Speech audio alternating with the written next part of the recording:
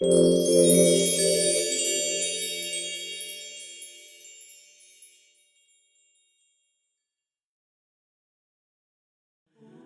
تعالیٰ نے حضرت آدم علیہ السلام کو 60 گز دراز پیدا فرمایا تھا۔ ہر شخص حضرت آدم علیہ السلام کی صورت پر جنت میں داخل ہوتا ہے تو وہ اسے اب تک کم کرتا رہتا ہے۔ حضور صلی اللہ علیہ وآلہ وسلم نے فرمایا کہ آدم علیہ السلام کا قد مبارک لمبائی میں 60 گز اور چوڑائی میں 7 گز تھا۔ حضور صلی اللہ علیہ وآلہ وسلم نے فرمایا، سب سے پہلے جس نے انکار کیا وہ حضرت آدم علیہ السلام تھے۔ 3 مرتبہ آپ نے یہ کلمہ ارشاد فرمایا۔ جب اللہ تعالیٰ نے حضرت آدم علیہ السلام کو پیدا فرمایا تو ان کی کمر پر دستے قدرت پھیرا۔ قیامت تک آنے والی اولاد آدم ظاہر ہو گئی۔ پھر ساری نسل انسانی کو حضرت آدم علیہ السلام کے سامنے پیش کیا گیا۔ آپ نے اس نسل انسانی میں سے ایک شخص کو دیکھا جو موتی کی طرح چمک رہا تھا۔ عرض کی بارگاہ الہی میں یہ کون ہے؟ فرمایا یہ تیرا بیٹا داؤد ہے۔ عرض کی یا اللہ اس کی عمر کتنی ہے؟ اللہ تعالیٰ نے فرمایا 60 سال۔ حضرت آدم علیہ السلام نے فرمایا اس کی عمر میں اضافہ فرما دیجیے۔ اللہ تعالیٰ نے فرمایا یہ ناممکن ہے، البتہ تیری عمر میں سے کچھ میں اسے دے سکتا ہوں۔ حضرت آدم علیہ السلام کی عمر مبارک 1000 برس تھی۔ اس میں سے 40 سال حضرت داؤد علیہ السلام کو دے دیے گئے۔ اللہ تعالیٰ نے اسے تحریر فرما لیا اور اس پر فرشتوں کو گواہ بنا لیا۔ جب حضرت آدم علیہ السلام کا نصاب حیات مکمل ہو گیا تو فرشتے ان کی بارگاہ میں روح قبض کرنے کے لیے حاضر ہوئے تو آپ نے فرمایا کہ ابھی تو میری عمر کے 40 سال باقی ہیں۔ انہوں نے بتایا نہیں، آپ نے تو اپنے بیٹے داؤد علیہ السلام کو 40 سال دے دیے تھے۔ حضرت آدم علیہ السلام نے فرمایا کہ نہیں، میں نے تو ایسا نہیں کیا۔ اللہ تعالیٰ نے تحریر کو اور فرشتوں کی شہادت کو ان کے سامنے پیش کر دیا۔ جب گواہ اور تحریر ظاہر کر دیے گئے تو اللہ تعالیٰ نے حضرت داؤد علیہ السلام کی عمر مبارک بھی 100 سال کر دی۔ اور اے محبوب، یاد کرو جب تمہارے رب نے اولاد آدم علیہ السلام کی پشت سے ان کی نسل نکالی اور انہیں خود ان پر گواہ کیا، میں تمہارا رب نہیں۔ سب بولے کیوں نہیں؟ حضرت محمد صلی اللہ علیہ وآلہ وسلم نے فرمایا اللہ تعالیٰ نے حضرت آدم علیہ السلام کو پیدا فرما کر ان کی کمر پر دستے قدرت پھیرا تو ان کی اولاد نکل آئی۔ اللہ تعالیٰ نے فرمایا کہ یہ جنتی ہیں اور جنتیوں والے کام کریں گے۔ پھر دستے قدرت پھیرا تو اولاد نکلی۔ فرمایا یہ اہل جہنم ہیں اور جہنمیوں والے کام کریں گے۔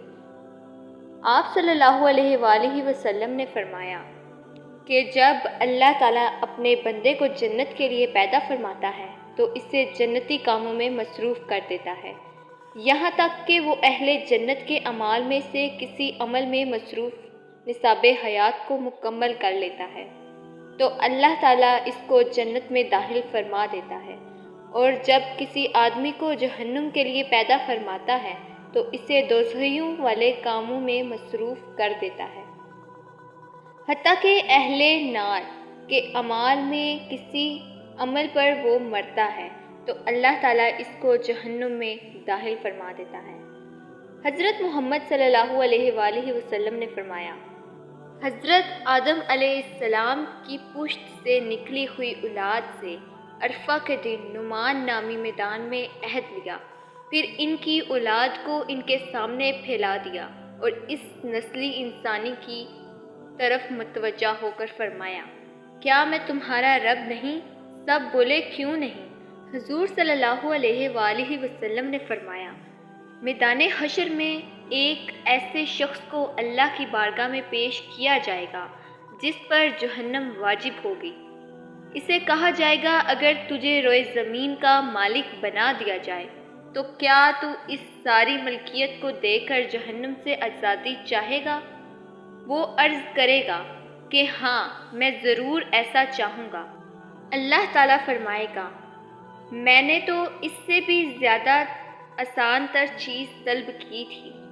آدم علیہ السلام کی پشت میں نے تجھ سے عہد لیا تھا کہ میرے ساتھ کسی کو شریک نہ ٹھہرانا، تو اس عہد کو پس پشت ڈال دیا اور شرک جیسا کام تو نے کر ڈالا۔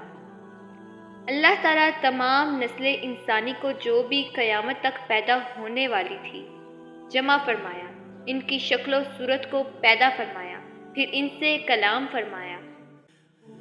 نسل انسانی نے کلام کیا تو ان سے پختہ عہد لے لیا اور ان پر خود انہیں گواہ بنا لیا۔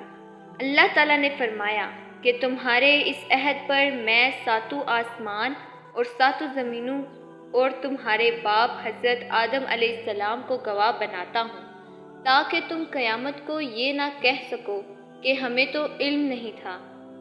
اے اولاد آدم، جان لو کہ میرے سوا نہ کوئی معبود ہے اور نہ کوئی ہوگا، لہذا میرے ساتھ کسی کو شرک مت بنانا۔ میں تمہارے پاس رسول بھیجتا رہوں گا، وہ تمہیں میرے عہد کی یاد بھی دلاتے رہیں گے اور ڈر بھی سناتے رہیں گے، اور میں اپنی کتابوں کو بھی نازل فرماتا رہوں گا۔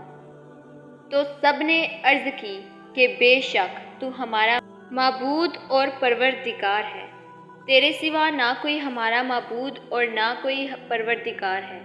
اس طرح اس دن سب نے اطاعت اور فرما برداری کا اقرار کیا۔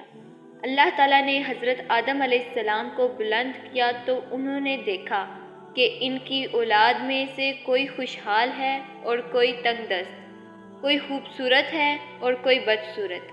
حضرت آدم علیہ السلام نے عرض کی، اے میرے پروردگار، اپنے بندوں کو ایک جیسا بنایا ہوتا۔ اللہ تعالیٰ نے فرمایا، میں نے چاہا کہ میرا شکر ادا کیا جائے، اس لیے ان بندوں میں الگ الگ قسم کے انسان بنائے۔ پھر حضرت آدم علیہ السلام نے انبیاء کرام کو دیکھا تو وہ یوں تھے گویا چمکتے ہوئے چراغ اور سراپے نور تھے۔ پھر انبیاء کرام سے دوسرا عہد لیا جو رسالت نبوت سے متعلق تھا، اور اے محبوب، یاد کرو جب ہم نے نبیوں سے عہد لیا اور تم سے اور نوح اور ابراہیم اور موسیٰ اور عیسیٰ ابن مریم سے، اور ہم نے ان سے پختہ عہد لیا۔ پہلے گزر چکا ہے کہ جب اللہ تعالیٰ نے فرشتوں کو سجدہ کرنے کا حکم دیا تو تمام فرشتے امر الہی کو بجا لیے سوائے ابلیس کے۔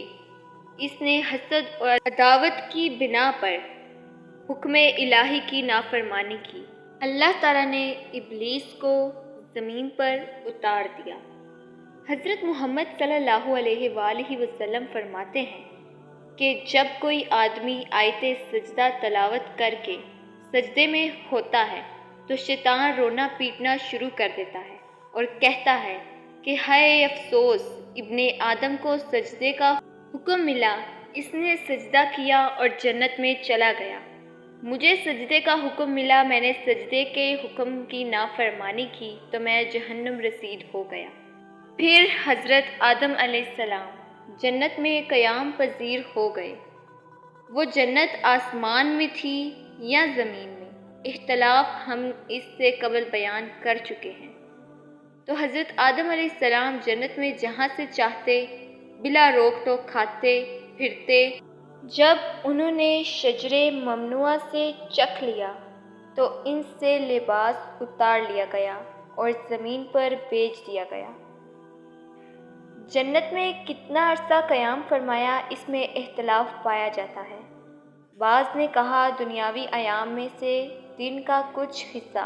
اللہ تعالیٰ نے حضرت آدم علیہ السلام کو جمعے کے دن پیدا فرمایا، وہ دن کہ جس دن حضرت آدم علیہ السلام پیدا ہوئے اور اسی دن نکالے گئے، اگر مراد یہی ہے اور 6 دن بھی دنیاوی دنوں جیسے ہوں تو پھر مطلب یہ ہوگا کہ دن کا کچھ حصہ آپ جنت میں ٹھہرے، لیکن یہ بات محل نظر ہے، اور اگر جنت سے باہر تشریف لانا اور دن میں ہو اور تحلیق دوسرے دن میں، یا وہ دن 6000 سال کے برابر ہو، جیسا کہ ابن عباس کا کھول ہے، تو پھر مراد یہ ہے کہ حضرت آدم علیہ السلام جنت میں طویل مدت تک قیام پذیر رہے۔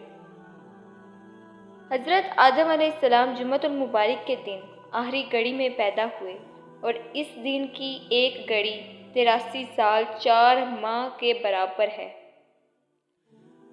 آپ روح پھونکنے سے قبل 40 سال تک مٹی کے قالب کی صورت میں پڑے رہے، زمین پہ تشریف لانے سے قبل جنت میں قیام پذیر رہے۔